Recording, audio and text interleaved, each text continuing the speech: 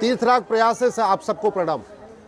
आज मैं संगम के किनारे हूँ, सब परिवार स्नान करने आया था। इस समय पूरे महाकुंभ में धर्म की जय की बातें हो रही हैं। धर्म की जय कैसे होगी, सनातन धर्म कैसे आगे बढ़ेगा, इसी की चर्चा हो रही है।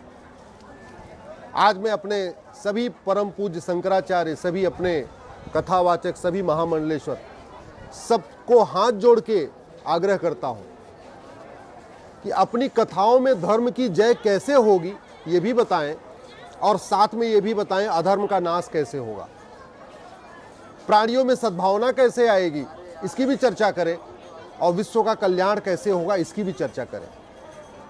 मैं अभी तक जितने भी पंडाल में गया, हर कथा के बाद ये 4 वाक्य बोला गया है कि धर्म की जय, अधर्म का नाश, प्राणियों में सद्भावना हो, विश्व का कल्याण हो।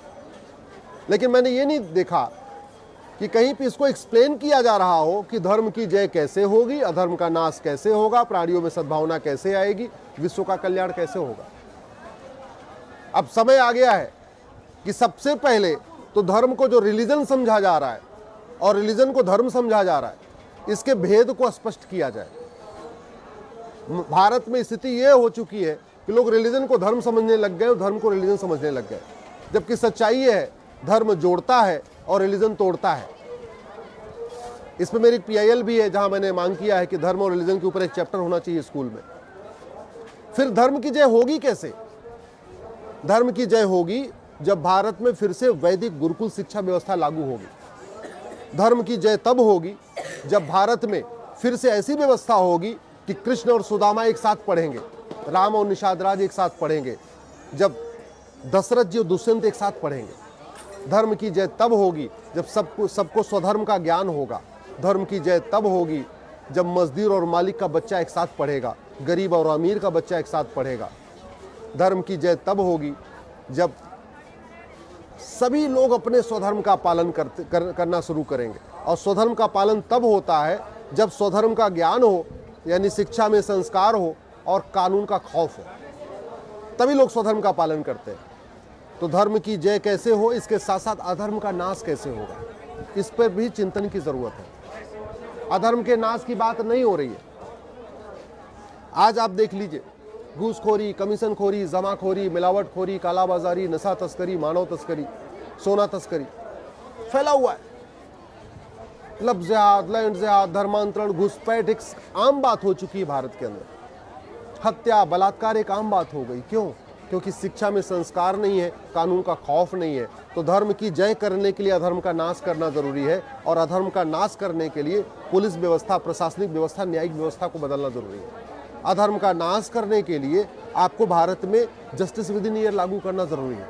अधर्म का नाश करने के लिए कानून का खौफ पैदा करना पड़ेगा। आखिर बार बार में, कल मैं कई जगह कथा में गया तो हर जगह बात हो रही थी कि भारत में तो कलयुग चल रहा है, कलयुग चल रहा है। बड़ी सीधी सी बात है, अगर भारत में कलयुग चल रहा है तो ये कलयुग जापान में क्यों नहीं चल रहा है? ये कलयुग सिंगापुर में क्यों नहीं चल रहा है? ये कलयुग दुबई में क्यों नहीं चल रहा है? ये कलयुग न्यूजीलैंड और बाकी देशों में क्यों नहीं चल रहा है? भारत में क्यों चल रहा है? मेरा व्यक्तिगत मानना है, मैं किसी की धार्मिक भावना को हाथ नहीं करना चाहता। सठे साठ्यम समाचरित भगवान कृष्ण की नीति है, और भय बिन होय न प्रीत, ये भगवान राम की नीति है। हम भगवान श्री राम की पूजा करते हैं लेकिन राम नीति को लागू नहीं करते। भगवान कृष्ण की पूजा करते हैं लेकिन कृष्ण नीति को लागू नहीं करते। न सठे साठ्यम समाचरित के अनुसार हमने कानून का खौफ पैदा किया, न भय बिन होय न प्रीत के हिसाब से हमने यहाँ की प्रशासनिक व्यवस्था, न्यायिक व्यवस्था को बदला।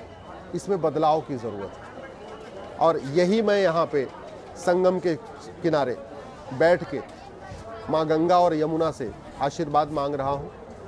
आप लोगों से भी मैं सही आग्रह कर रहा हूँ कि कम से कम अब समय आ चुका है कि धर्म की जय कैसे होगी, अधर्म का नाश कैसे होगा, प्राणियों में सद्भावना कैसे आएगी, विश्व का कल्याण कैसे होगा, इस पर चिंतन शुरू किया जाए, इस पर चर्चा करना शुरू किया जाए। प्राणियों में सद्भावना तब आएगी जब कांस्टेबल और कप्तान का बच्चा एक ही स्कूल में एक बगल बगल बैठ के एक किताब पढ़ेगा। प्राणियों में सद्भावना तब आएगी जब शिक्षक और शिक्षा मंत्री का बच्चा एक ही स्कूल में एक साथ बैठ के एक किताब पढ़ेगा। यानी प्राणियों में सद्भावना तब आएगी जब शिक्षा व्यवस्था माफियाओं की जाल से बाहर आएगी। अभी पूरे एजुकेशन सिस्टम को माफियाओं ने हाईजैक कर लिया। प्राणियों में सद्भावना तब आएगी जब ये चिकित्सा व्यवस्था फिर से हमारी जो प्राचीन चिकित्सा व्यवस्था यहाँ पे लागू होगी। आज की डेट में चिकित्सा व्यवस्था को ड्रग माफिया चला रहे हैं, फार्मा माफिया चला रहे हैं। हम स्कूल और कॉलेज में डॉक्टर कम पैदा कर रहे हैं, फार्मा दवा बनाने वाली कंपनियों के एजेंट ज़्यादा पैदा कर रहे हैं। ये कड़वी सच्चाई है। तो प्राणियों में सद्भावना तब आएगी जब समान शिक्षा हो, प्राणियों में सद्भावना तब आएगी जब समान चिकित्सा हो, प्राणियों में सद्भावना तब आएगी जब समान नागरिक संहिता हो, प्राणियों में समान धर्म की जय अधर्म तब होगी, अधर्म का नाश तब होगा जब यहाँ पे नियम कानून बदलेंगे। प्राणियों भारत का कल्याण तब होगा जब व्यापारियों का शोषण बंद होगा। भारत का कल्याण तब होगा, विकास तब होगा जब फिर से एक बार भारत में one nation one tax system लागू होगा। वर्तमान टैक्स के कारण व्यापारियों का शोषण हो रहा है, व्यापारियों को चोर समझा जा रहा है। वर्तमान टैक्स व्यवस्था के कारण व्यापारियों से उगाही हो रही है, एक्सटॉर्शन हो रहा है।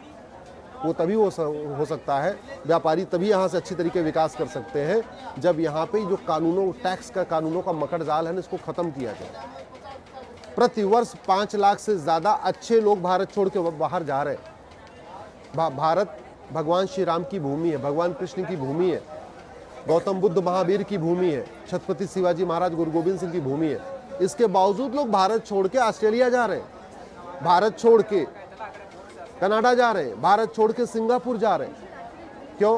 क्योंकि उनको लगता है भारत में कलयुग है, लेकिन उधर सतयुग है। और है वास्तव में सतयुग। भारत में जितना अवैध निर्माण है इतना दुबई में भी नहीं है, सिंगापुर में भी नहीं है, जापान में भी नहीं, अमेरिका में नहीं।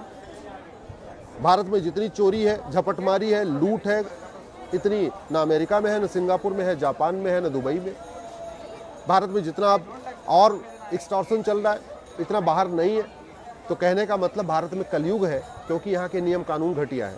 भारत में कलयुग है क्योंकि यहाँ पे गुलामी के नाम चल रहे हैं। भारत में कलयुग है क्योंकि यहाँ पे गुलामी की मानसिकता चल रही है। भारत में कलयुग है क्योंकि गुलामी की शिक्षा चल रही है। भारत में कलयुग है क्योंकि गुलामी की चिकित्सा चल रही है। भारत में कलयुग है क्योंकि गुलामी की नागरिक व्यवस्था चल रही है। भारत में कलयुग है क्योंकि गुलामी की पुलिस व्यवस्था चल रही है।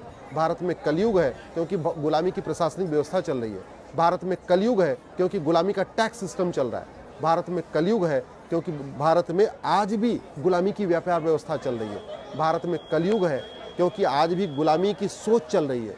भारत में कलयुग है क्योंकि गुलामी की श्रम व्यवस्था चल रही है। भारत में कलयुग है क्योंकि भारत में गुलामी की कृषि व्यवस्था चल रही है।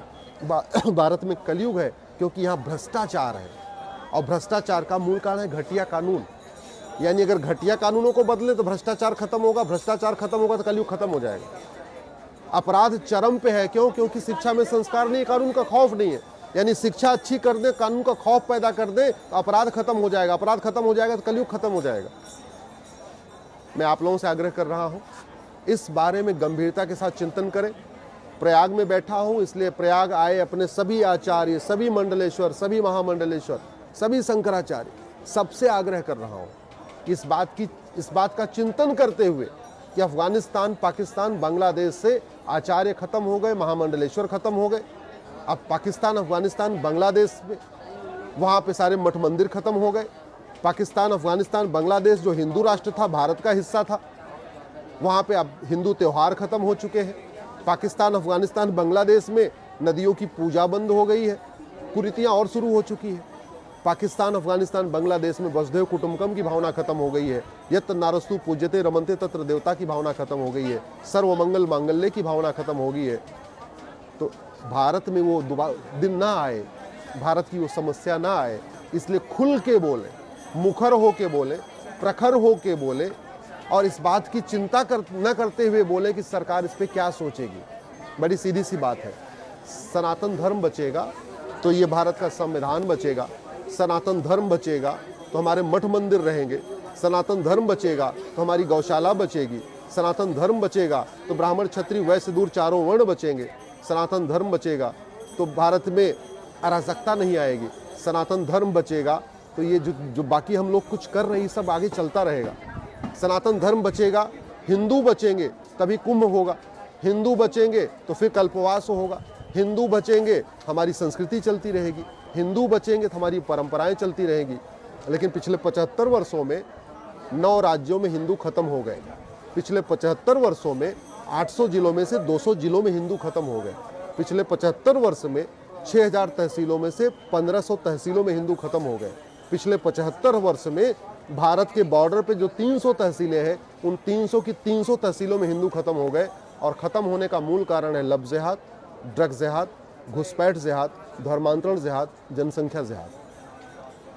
हमारी संस्कृति कायम बरकरार रखे, हमारा कुंभ चलता रहे, हमारे तीर्थ स्थल बने रहें, हमारे संस्कृति और हमारी परंपराएं चलती रहें, उसके लिए ज़रूरी है कि धर्म की जय हो, अधर्म का नाश हो, प्राणियों में सद्भावना हो, विश्व का कल्याण हो। लेकिन धर्म की जय केवल कहने से नहीं होगा और अधर्म का नाश भी केवल कहने से नहीं होगा।